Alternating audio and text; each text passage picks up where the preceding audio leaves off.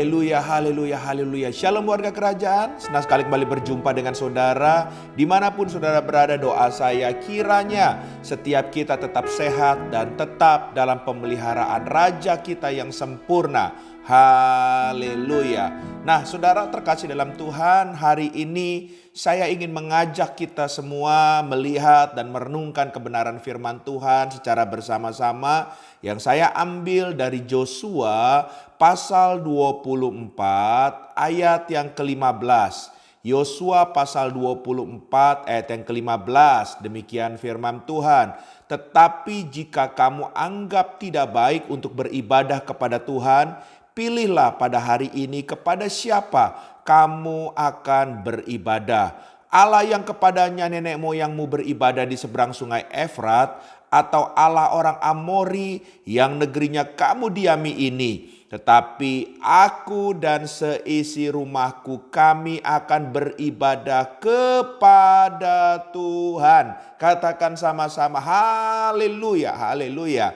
Nah, saudara terkasih dalam Tuhan, kita sama-sama tahu bahwa Yosua dalam pernyataan dari kebenaran firman Tuhan ini, ini adalah sebuah pesan pada masa akhir hidupnya bagi bangsa Israel. Jadi usianya sudah cukup berumur dan dia di akhir-akhir usianya tersebut, saudara terkasih dalam Tuhan, dia membuat sebuah pernyataan yang tetap tegas dan lugas sebagai seorang pemimpin bangsa yang besar, yaitu bangsa Israel, yang bahkan dia sudah berhasil membawa bangsa Israel, mengantar bangsa ini untuk masuk dalam tanah Kanaan atau tanah perjanjian Tuhan. Haleluya, haleluya. Dan pada sebuah kesempatan ini, di hadapan seluruh suku bangsa Israel di Sikem, ia memperkatakan perbuatan-perbuatan Tuhan yang ajaib. Mulai dia bercerita terlebih dahulu dari firman Tuhan ini, dari sejarah panggilan Abraham sampai di mana ke-12 suku Israel telah mendiami tanah pusaka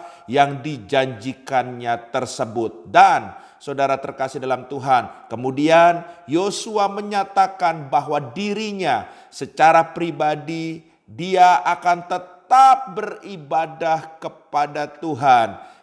Dan saya percaya keputusan ini bukan keputusan yang dia ambil cuman karena kedagingan dia, tapi karena dia juga sudah melihat keteladanan mentor atau bapak rohaninya, mentor rohaninya selama 40 tahun perjalanan panjang waktu Musa membawa bangsa Israel ini di padang pasir sebelum masuk dalam tanah perjanjian. Dan Musa mewariskan sebuah keteladanan hidup yang taat kepada Tuhan dan jiwa kepemimpinan yang rendah hati sekaligus tegas kepada pribadi Yosua tersebut. Dan dia juga melihat bagaimana Musa memulai kepemimpinannya itu dengan takut dan gentar akan Tuhan.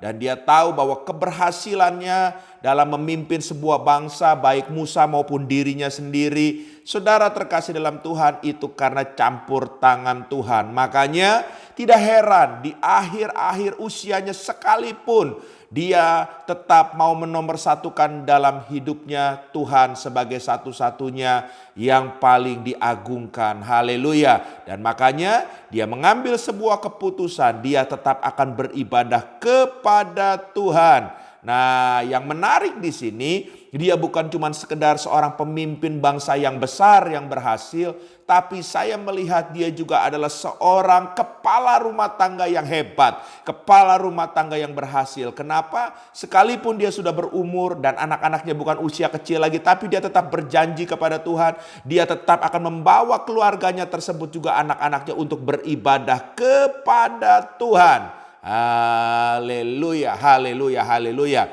Seberapa banyak kita melihat dalam kehidupan nyata di dunia ini, kalau orang sudah sukses, saudara terkasih dalam Tuhan, mungkin Tuhan itu nomor sekian dalam hidupnya. Bahkan dia bukan menjadikan lagi Tuhan satu-satunya center untuk didikan untuk anak-anaknya. Tapi saudara terkasih dalam Tuhan, justru sebaliknya dengan pribadi Yosua ini, dia tetap menomorsatukan Tuhan dan membawa anak-anaknya supaya berpusat kepada Tuhan juga bersama dengan keluarganya ini. Haleluya, haleluya. Oleh sebab itu kita akan melihat apa sih sebenarnya dari firman Tuhan ini yang menarik yang kita bisa renungkan, ya. Haleluya. Yang pertama saya ingin mengajak kita melihat, karena berkali-kali Yosua mengajak bangsa Israel beribadah kepada Tuhan. Makanya hal yang pertama saya mau katakan sama saudara, ibadah yang baik atau berhasil itu adalah ibadah yang harus didasarkan kepada rasa takut akan Tuhan. Haleluya. Sebab kalau kita melihat ibadah dengan rasa tidak takut akan Tuhan pun bisa, saudara. Dan itu adalah ibadah orang-orang yang agamawi, cuman rutinitas.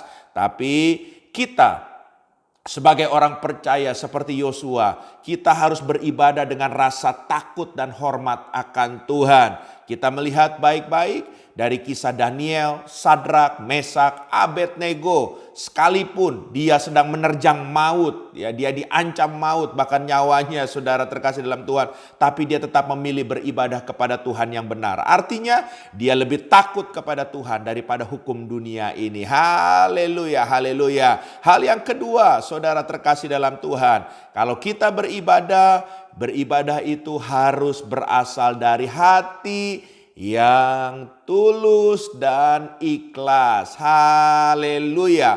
Apa maksudnya hati yang tulus dan ikhlas? Artinya beribadah harus disertai dengan sikap kerelaan, ya, nggak boleh karena paksaan, ya, juga harus bersungguh-sungguh dan harus penuh penyerahan total kepada Tuhan. Dan saya percaya kalau kita beribadah dengan ketulusan seperti ini yang akan menyenangkan Tuhan dan menjadi dupa yang harum buat Raja kita. Haleluya, haleluya. Hal yang ketiga, saudara terkasih dalam Tuhan, kalaupun kita beribadah, hal yang ketiga, kita beribadah harus dilakukan dengan setia. Haleluya. Yosua tidak berubah dari dia masih muda sampai di akhir usianya pun dia masih tetap mau beribadah. Ada kesetiaan yang dia pancarkan dari kehidupannya dalam dia mengiring Tuhan. Haleluya. Dan saya mau katakan sama saudara, ibadah itu harus dengan komitmen dan juga ibadah harus disertai dengan sikap yang tekun dan terus menerus, karena badan kita ini harus dilatih, saudara, ya. Haleluya, haleluya. Dan yang kita juga harus cermati bahwa ibadah itu yang paling penting, ya, kita lakukan dengan komitmen terus menerus. Supaya apa sih? Supaya ibadah itu menjadi gaya hidup kita, warga kerajaan surga, menjadi lifestyle kita. Haleluya. Sebab budaya kita bukan budaya dunia lagi. Haleluya. Kita sudah masuk sebagai warga kerajaan dalam kingdom culture, budaya kerajaan. Dan itu harus dimulai dengan komitmen dan dikerjakan terus menerus. Baru lifestyle kerajaan itu akan menjadi bagian kita sebagai putra-putri kerajaan Tuhan. Haleluya, haleluya. Dan dari kebenaran firman Tuhan Yosua ini pun kita hal yang terakhir, ya. Ini bukan soal ibadah lagi, tapi hal yang terakhir yang menarik di sini, saudara terkasih dalam Tuhan, yaitu peranan seorang ayah atau seorang pria yang harus tidak boleh tawar-menawar lagi, mutlak harganya, yaitu membawa seluruh keluarganya beribadah kepada Tuhan. Haleluya. Yosua bukan hanya membawa keluarganya kepada Tuhan, tapi dia mendemonstrasikan kehidupannya dalam mengiring Tuhan. Makanya saya percaya anak-anaknya akan mengikuti jejak-jejaknya. Oleh sebab itu, kalau saudara sudah diberikan kepercayaan menjadi seorang ayah, saudara terkasih dalam Tuhan, ada dua peranan penting. Yang pertama, memang seorang ayah itu adalah sebagai kepala rumah tangga. Dia yang mengambil keputusan, dia yang melindungi seluruh keluarga, dia memenuhi seluruh kebutuhannya. Tapi hal yang kedua, jangan lupa peran seorang ayah harus menjadi imam yang mengajarkan nilai-nilai kerajaan melalui keteladanan hidupnya dan membawa istri dan anaknya untuk mendekat kepada Tuhan. Haleluya, haleluya. Saya percaya dari kisah Yosua ini akan membuat pengiringan kita kepada Tuhan akan semakin maksimal. Tuhan memberkati setiap kita. Tetaplah beribadah dan tetaplah menjadi orang yang bisa menjadi teladannya Tuhan seperti Yosua. Haleluya. Izinkan saya berdoa. Tuhan, hamba berdoa dalam nama Yesus setiap kami dimanapun kami yang mendengar program ini. Saat ini biarlah kalau di antara kami ada yang sedang tawar hati untuk dalam kami beribadah, Engkau sendiri yang merubah hati kami dari yang tawar menjadi hati yang berapi-api, berkobar kembali dalam mengiring Tuhan. Bahkan seperti Yosua diberikan suatu tanggung jawab untuk membawa istri anak-anak yang masuk rencana Tuhan. Demikian juga kami para pria Tuhan. Biarlah Engkau juga memberikan hal yang sama untuk kami menjadi imam yang bisa sesuai dengan isi hati Tuhan. Terpujilah nama-Mu Tuhan, dalam nama Yesus kami berdoa. Haleluya. Amin.